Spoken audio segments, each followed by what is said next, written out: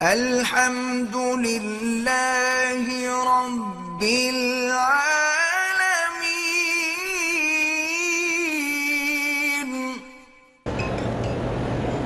مجھے کسی نے وظیفہ بتایا کہ لا الہ الا اللہ الملک الحق المبین، اور کہا کہ یہ روضہ اقدس کی جانب پر تحریر ہے۔ میں نے جب سرچ کی تو عرب کے مفتیان نے کہا کہ ضعیف اور موضوع قرار دیا ہے، ایسی کوئی بات نہیں، ویسے کلمہ برحق ہے۔ میرے بھائی ڈاکٹر محمد اسلم کی شادی کو 15 سال ہو گئے، اولاد نہیں ہے۔ اللہ قادر ہے کہ اولاد عطا فرمائیں۔ بہرحال دونوں چیک اپ بھی کرائیں اور سورۃ یوسف پڑھ کے دعا کیا کریں۔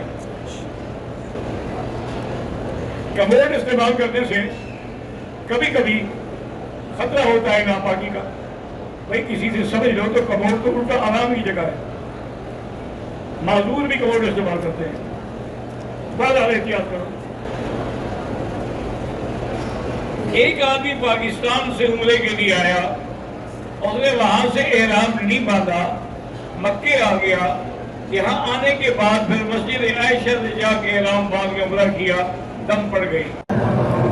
اجتماعی دعا جو کرتے ہیں کوئی حرج نہیں، لیکن افضل یہی ہوتا ہے کہ ہر آدمی اپنے اپنے لیے دعا کرے۔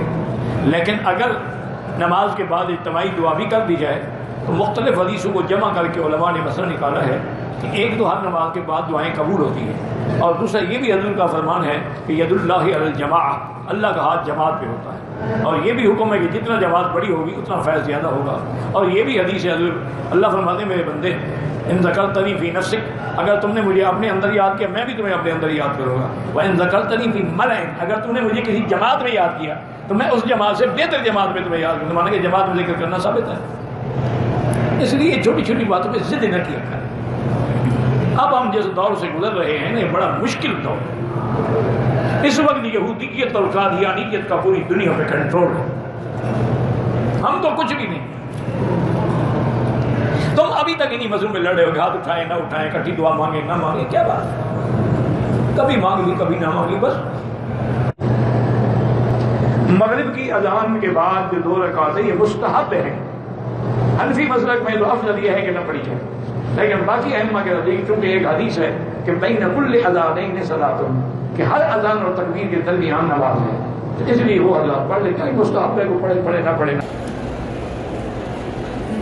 اگر کوئی آدمی جیلانہ جائے اور واپسی پہ احرام نہ باندھے کوئی حرج نہیں، جیلانہ میقات نہیں ہے، عمرہ کرنا چاہو تو کر سکتے ہو۔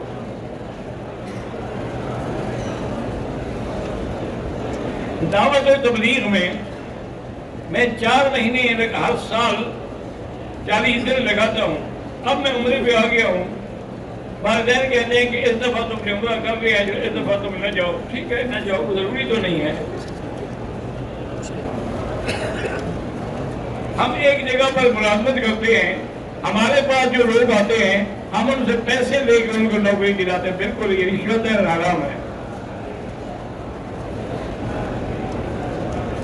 بریلویت جو ہے، بریلی تو اصل میں ایک جگہ کا نام ہے، وہاں کے لوگ بریلوی کہلاتے ہیں۔